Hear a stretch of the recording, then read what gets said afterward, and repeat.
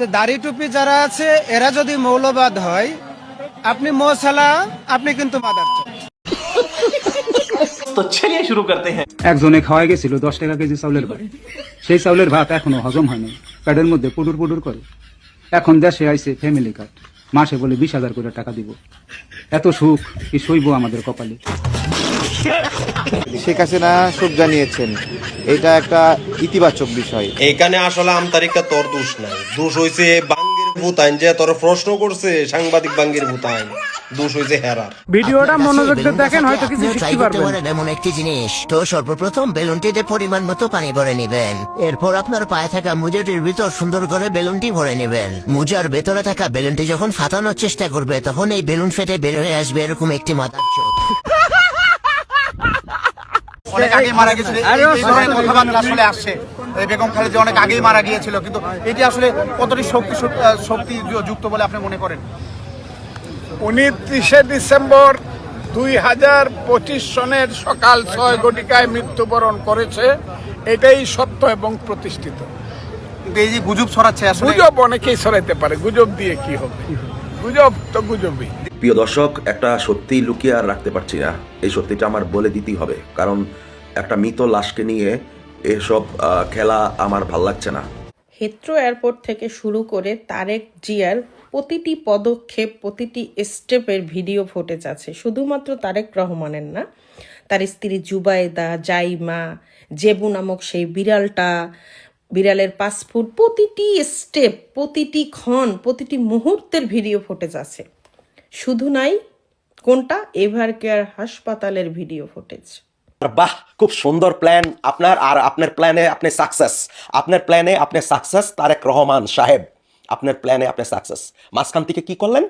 একটা মৃত দেহকে, মা জননী খালেদা জিয়াকে, আমরা জানি যে একজন মৃত মানুষ মানে যত তাড়াতাড়ি সম্ভব তাকে কবর দেওয়া, তা না হলে তার রূহ কষ্ট পায়। দর্শক, আমি যে মানে খালেদা জিয়া, মা জননী খালেদা জিয়া মারা গেছে, সেটা কবে অ্যানাউন্সমেন্ট দিছি এই পেজে, এত লুকোচুরি করে তারেক রহমান সাহেব রোড টু সাকসেস, মানে উনি সাকসেস হয়েছে, যে উনি যেটা চাইছিল যে জনগণ এটা না বলতে পারে যে মানে মা মারা গেছে, সন্তান ভয়ে আসে নাই, লন্ডন থেকে সন্তান ভয়ে আসে নাই। উনি সাকসেস। আরো 2 দিন আগে একটা ভিডিওতে বলেছিলাম যে তারেক রহমানের হাতে যত কাজ আছে, যেরকম এনআইডি কাটমাট, এগুলো সব কাজ যখন শেষ করা হবে, তখনই মায়ের মৃত্যুর সংবাদটা প্রচার করা হবে, তার আগে করবে না। আর সেটাই কিন্তু বাস্তবায়ন হলো। আমার প্রিয় দেশবাসী, যে মায়ের মৃত মায়ের লাশ নিয়ে এরকম নোংরা রাজনীতি করতে পারে, সে আপনাদের মতন সাধারণ বাঙালির সাথে কি করবে? মায়ের লাশ নিয়ে এই রাজনীতি আমি প্রথম দেখলাম, আমার জীবনের ফার্স্ট। তো তিনি লন্ডন থেকে আসলেন বাংলাদেশে, এর ভিতরে সে বাথরুমে গেলেন কয়বার, বসলেন কয়বার, কাশি দিলেন কয়বার, সব কিছু মিডিয়া আসছে, কিন্তু তার মায়ের পাশের সাথে তার কোনো ছবি না। এরকম যদি হয়ে থাকে, সে ভবিষ্যতে সে যদি বাংলাদেশের প্রধানমন্ত্রী হয়, ক্ষমতার জন্য সে কি না করতে পারে, মায়ের লাশ নিয়েও সে রাজনীতি করতে পারে। মা মারা গেছে এই কথাটা এখনো প্রকাশ করতে পারলেন না, কারণ সামনে নির্বাচনের পরে প্রকাশ করবে। তিনি মারা গেছেন, খালেদা জিয়া, 2025-এর 6 ডিসেম্বর আনুমানিক বিকেল 4টা। খালেদা জিয়া যখন মারা যায়, তাহলে এই মৃত্যুটাকে কেন চেপে যাওয়া হচ্ছিল? কারণ বিএনপির রাজনীতি সম্পূর্ণ নির্ভর ছিল খালেদা জিয়া এবং তার প্রবাসী পুত্র তারেক রহমানের উপরে।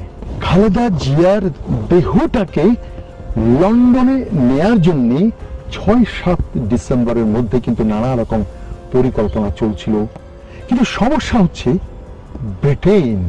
ব্রিটেনের হোম অফিস তারা বলল খালেদা জিয়াকে ফ্লাই করার আগে অবশ্যই তার মেডিকেল সার্টিফিকেট আমাদেরকে ভিসা অফিসকে দিতে হবে, প্রমাণ করতে হবে যে তিনি ফ্লাই করার যোগ্য অথবা তিনি জীবিত।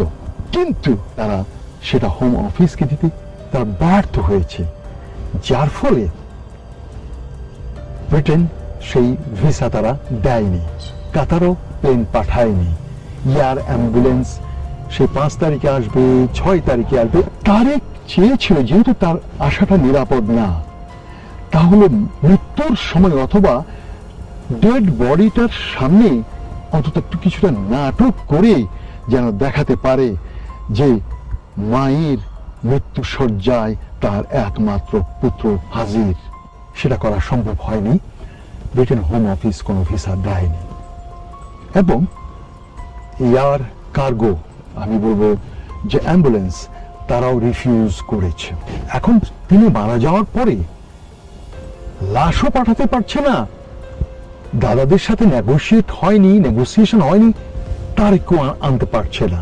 কিন্তু এইদিকে এস আলমের সাইফুল, ভূমিপুর সাইফুজ্জামান, সেই জয়ের পুরা কি যেন নাম, শেখ হাসিনা জয়, মানে পুরো নাম মানে শেখ হাসিনা জয়ের নির্দেশে তখন ওখানে ঘুঁটি নাড়ছিল সাইফুজ্জামান ভূমিপুর, সেখানে এস আলমের সাইফুল। দেশের ভেতরে শিলং সালাউদ্দিন, মির্জা আব্বাস, তারপর আমার চট্টগ্রামের সেই আমির খসরু, তারা মাঝখানে সেই দাদাদের 2-3 গুরুত্বপূর্ণ লোককে রেখে ত্রিমুখী নেগোসিয়েশন চলছিল কিভাবে কি করা। কারণ খালেদা জিয়া তো মারা গেছে, এখন লাশ নিয়ে যদি ছেলের সামনে হয়, লাশ নিয়ে ছেলের কাছে যেতে হবে, অথবা ছেলেকে লাশের কাছে আসতে হবে, কিন্তু লাশ তো নেওয়া যাচ্ছে না। শেষ পর্যন্ত এই তারেক সেই দাদাদের প্রস্তাবিত 3টা শর্তের উপরে সই, অনিচ্ছা সত্ত্বে, এক্ষেত্রে আমি তারেক রহমানকে সাধুবাদ দেব। সে চায়নি সই দিতে, যে এই গোলামীর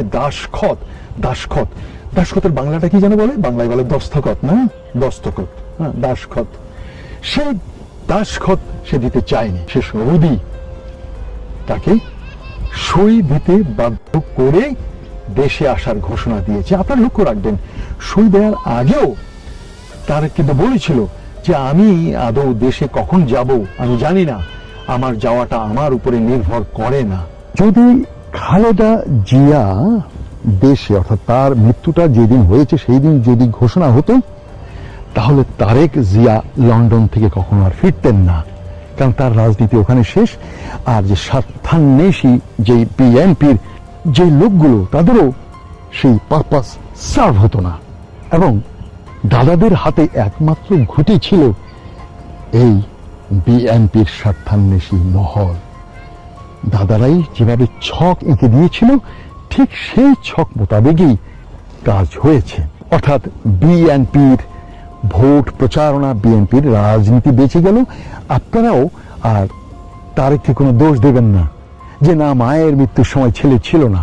আর খালেদা জিয়ার এই মৃত্যুকে আজ প্রশ্নবিদ্ধ করে গেছে বিএনপির স্বার্থান্বেষিত সেই দল। তারেকের বউ যখন এসেছিলেন, তারেক আসার আগে, তখনই তিনি যায় অবস্থা ছিল।